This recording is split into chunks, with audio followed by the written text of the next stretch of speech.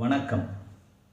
வள்ளுவர் எத்துறையை எடுத்துக்கொண்டாலும் அத்துறையிலே விற்பன்னரை போன்று கருத்துக்களை தெரிவிப்பார். உழவு எப்படி செய்ய வேண்டும் என்று அவர் கூறுகின்றார். கட்டியாக இருக்கக்கூடிய மண் பல முறை ஏர் செலுத்தி ஆழ உழுது கீழ்மண்ணை மேல்மண்ணாக்கி மேல்மண்ணை கீழ்மண்ணாக்கி அந்த கட்டி உடைந்து புழுதியாக மாறிய புழுதி வெயிலிலே காய்ந்த பிறகு மீண்டும் பலமுறை உழுது அதை வெயிலிலே காயவிட்டு இப்படி மீண்டும் மீண்டும் உழுவதும் அதை வெயிலிலே காயவிடுவதுமாக செய்த பிறகு விதைத்தால் அந்த நிலத்திற்கு எருவே ஒரு கைப்பிடி அளவு கூட போடாமல் மிகுந்த விளைச்சலை தரும் என்ற வேளாண்மை நுட்பத்தை வள்ளுவர் கூறுகின்றார். கட்டி இல்லாமல் ஈரப்பதம் இல்லாமல் காற்றும் நீரும் எளிதாக புகக்கூடிய தன்மையிலே மண் இருந்தால்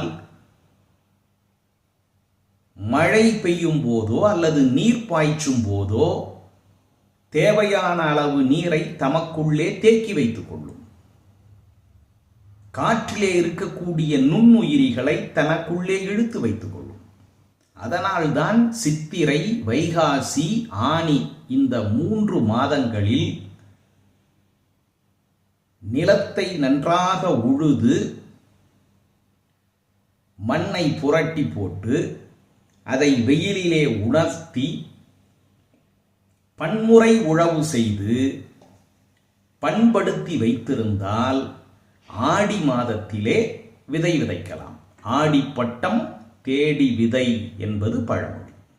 உழவு என்ற அதிகாரத்திலே வள்ளுவர் கூறுகின்றார், தொடி புழுதி கக்சா உனக்கின் பிடித்தெருவும் வேண்டாது சாலப்படும். தொடி என்பது வள்ளுவர் காலத்திலே பயன்படுத்தப்பட்ட நிறுத்தல் அளவை. அந்த தொடி என்பதில் 4ல் 1 பங்கு, அதாவது 1/4 பங்கு, அதற்கு கக்சு என்று பெயர். அந்த நிறுத்தல் அளவையினுடைய பெயர்கள் பின்னால் தூக்கு, துலாம், பலம் என்றெல்லாம் மாறி போய்விட்டன. இப்போது நாம் கிராம், கிலோகிராம், டன் என்ற நிறுத்தல் அளவை எடைகளை பயன்படுத்தி கொண்டிருக்கிறோம். தமிழர்களினுடைய அளவியல் முறைகளும் திருக்குறளிலே பதிவு செய்யப்பட்டுள்ளன என்பது இந்த குறளின் மூலமாக நமக்கு தெரிய வருகிறது. கக்சு என்பது தொடி என்ற நிறுத்தல் அளவையில் 1/4 பங்கு. நன்றி, வணக்கம்.